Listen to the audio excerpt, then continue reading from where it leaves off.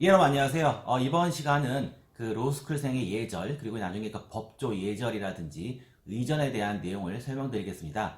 보통 이제 그 일반 사회생활에서 의전이 되게 중요하긴 한데 이 법조계는 예전에 제가 이 대법원에서 4년 정도 근무를 했었는데 일반적인 사람들하고 거의 비슷하거나 조금 더 이 격식을 많이 차리는 게 있습니다. 그래서 이제 그거에 대한 거 설명을 드릴 거고요.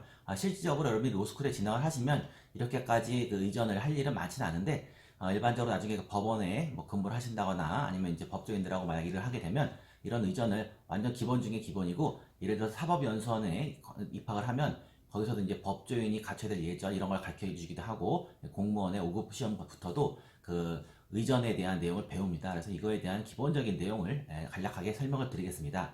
먼저 이제 첫 번째가 인사입니다. 인사. 나중에 여러분이 그 로스쿨에 진학을 하시면 이제 가급적이면 나보다 약간 나이가 들어 보인다, 아니면 교수 같다 라고 생각 드시면 인사를 꼭 하십시오. 나중에 법원에 가도 똑같은데 인사를 잘하는 게 어디서나 제일 중요합니다. 그래서 큰 목소리로 인사하는 게 제일 좋지만 큰 목소리로 인사하기가 곤란하면 그 목내라도 하시는 게 좋고요.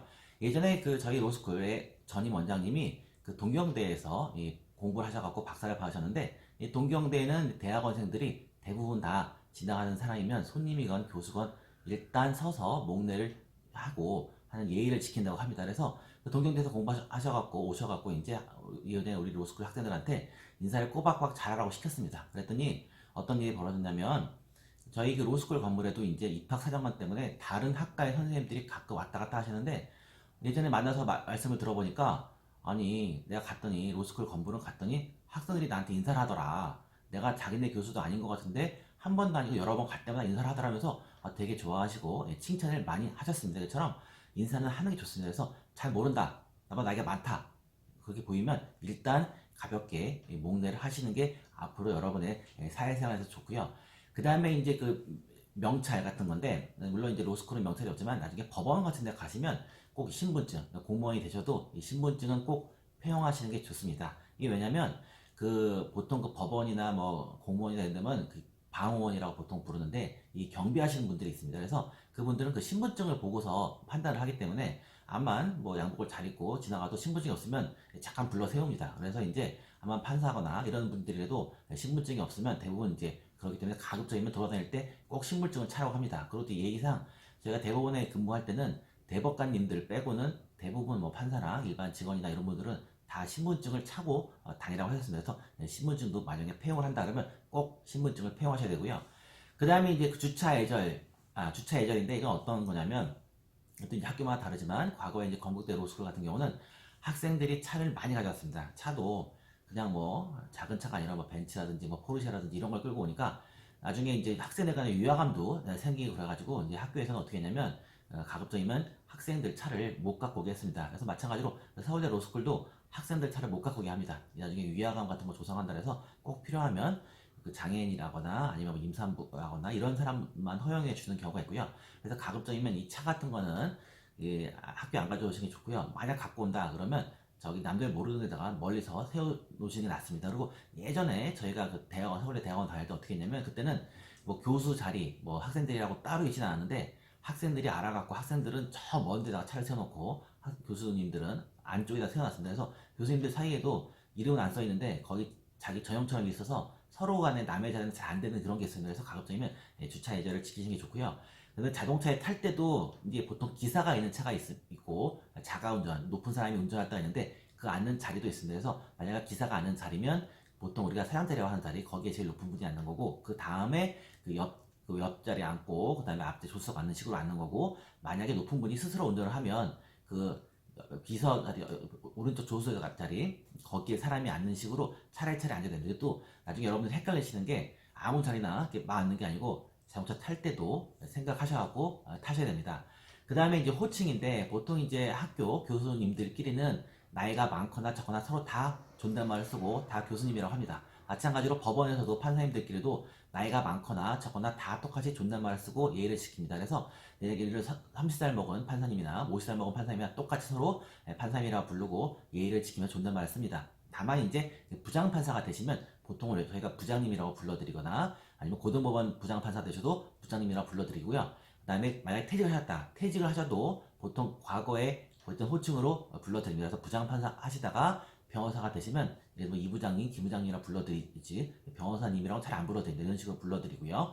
그 다음에 이제 이메일 같은 것도 보내는 것도 이메일이나 문자가 똑같은데 보통은 저희가 이제 법원이나 이쪽에서는 이메일이나 그 문자를 보낼 때 앞에다 꼭 존경하는을 붙입니다. 예를 들어 뭐 존경하는 무슨 판사님께, 존경하는 무슨 교수님께 이런 식으로 꼭 보내드리고 내용은 하고 맨 마지막에가 보통 저희가 이제 올림을 많이 씁니다. 올림. 그래서 보통 그 배상이라는 한자 표현이 있는데 배상보다는 보통 올림을 많이 써서 하여튼 예를 들어서 저는 이메일 볼 때마다 꼭 올림이라고 쓰고 만약에 나가 좀 나이가 적은 것 같다라고 해도 그럼 그때는 그림이라는 표현을 쓰지. 그래서 가급적이면 올림하고 드림은 꼭 쓰셔야 되고요.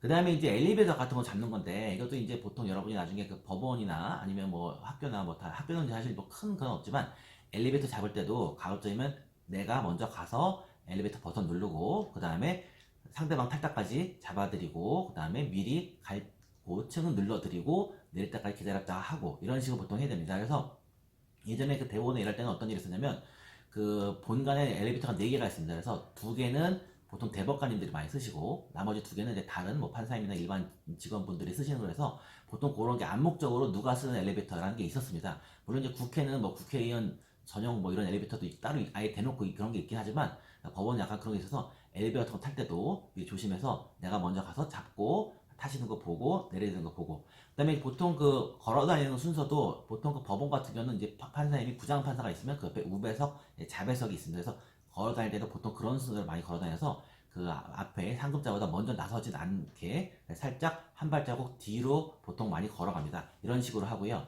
그 다음에 문 같은 것도 열어드릴 때 회전문이 있으면 내가 먼저 가서 밀고 들어가고 그다음에 회전문이 아니면 이렇게 당기는 문이면 내가 먼저 문 열어드리고 그래서 너무 그렇게 티나진 않지만 조금이라도 한 발짝씩 가서 문 열어드리고 하는 게 아주 기본적인 예의고 꼭 법원뿐만 아니라 여러분 일상생활에서도 여자분하고 같이 다닌다거나 아니면 약간 높은 사람하고 같이 다니면 먼저 가서 문을 열거나 잡는 게 아주 기본적인 예의입니다.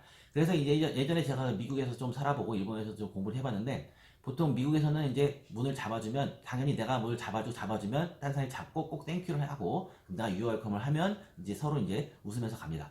근데 미국 생활에서 하면 이제 예를 들어서 어떤 할머니 같은 경우가 있으면 할머니가 손자한테 봐라 꼭 교육을 시킵니다. 근데 미국에서 계속 그렇게 하다가 한국에 오면 예전에 제가 5명까지 잡아들은 적이 있었는데 그래서 잡고 있으면 뒷사람 계속 지나가면 5명까지 제가 잡다가 못 참겠다 그래갖고 이제 한 적이 있었는데 가급적이면 문을 꼭 잡아드리고 하는 게 좋고요.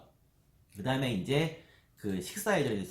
식사 같은 경우도 보통 이 법원이나 이런 데 가면 회식 같은 게 있습니다. 그러면 대부분 이제 그 높은 사람 올 때까지 미리 식당에 10분 전에 당연히 가 있어야 됩니다. 10분 전에 가 있고 제일 중요한 게 좌석 배치인데 좌석은 이제 문과 자리는 이제 제일 하급자 안에서 생각하시고 가운데 자리에서 가운데 안쪽 그래서 창밖이 보인다거나 하는 자리가 제일 상석입니다. 그래서 그 자리를 보통 비워놓고 그럼 사람들이 이제 저희가 했던 게 그 상석에 누가 앉을 건가 왜냐면 앞에 앉은 사람이 되게 약간 귀찮습니다. 왜냐면 계속 말상도 해드려야 되니까 귀찮아서 보통 제일 좋아하는 거는 구석자리에 앉아갖고 사람들이 그냥 밥이나 먹겠다라고 보통 하는데 그 자리 그 식당 같은 데서 자리 배치 어디가 상석인지 이것도 미리미리 생각하셔야 되고요. 오시면 이제 검찰은 법원보다 더 심한데 대부분은 이제 예를 들어서 뭐 대법관님 모시고 하는 시사자가 있으면 다 일어섭니다. 다 일어서서 양복도 이렇게 다 이렇게 옷깃을 여매갖고 이렇게 하고 인사하고 앉으면 다시 풀고 이런 식으로 보통 상급자 앉을 때까지 다 서 있다가 앉으시면 보통 앉고요. 그 다음에 이제 그 식사할 때도 뭐 서양식도 있고 중국식도 여러 가지 있지만 대부분 이제 기본적으로 그 서양식 중에 그 우물 잡빵이 있습니다. 우물 잡빵. 그래서 오른쪽에는 물이나 와인, 왼쪽에 빵입니다. 그래서 이게 헷갈리면 나중에 딴 사람이 뇌물 먹어버리면 이게 약간 황당한 일이 벌어지기 때문에 그래서 가급적이면 우물 잡빵. 그래서 오른쪽에 있는 물하고 와인, 그 다음에 왼쪽에 있는 빵. 이 내 거라고 생각하시면 되고요. 그 다음에 이제 와인 같은 것도 와인은 소주처럼 이렇게 들고서 받지 않습니다. 와인은 딱방에 놓고 밑에 잔을 살짝 잡고 있으면 따라주면 고개를 살짝 끄덕인다거나 괜찮다 이런 식으로 받으면 되고 나중에 이제 상급자가 이제 술을 줄 때는 가급적이면 무조건 밑으로 절대 중간보다 안 가고 밑으로 낮게 받으시면 되고요. 그 다음에 이제 맨 처음에 보통 그 병권이라 해갖고 그 제일 높은 사람이 따라줍니다. 보통 따라주지 밑에 사람이 먼저 이렇게 올리진 않습니다. 그래서 나중에 윗사람이 다 따라주면 이제 그때 받는 거고요.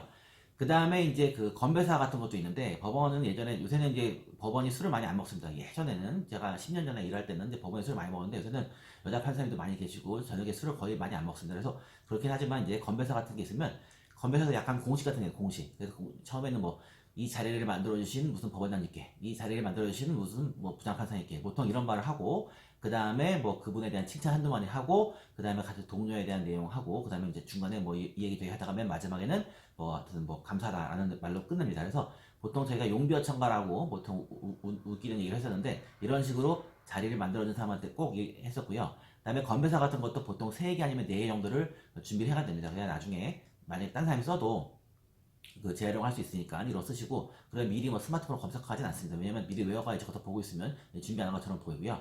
그 다음에 술자리 같은 것도 요새는 이제 사실 법원에 술 많이 안 먹는데, 가급적이면 술을 먹어도 절대 술 안 취합니다. 법원 사람들이 앞에서는 대놓고 욕을 안 하지만 다 기억을 합니다. 그래서 술 먹고 실수 거의 안 합니다. 그리고 술 먹고 실수하는 게 남들도 술 취했으니까 모를 거라 생각하지만 다 알고 있습니다. 그래서 법원에서 술 먹을 때는 정말 조심해서 술을 먹고, 나중에 뭐 평가할 때도 쟤는 술 취하면 좀 안 좋아진다 라는 말이 있기 때문에 가급적이면 술 먹고 실수를 하면 안 됩니다.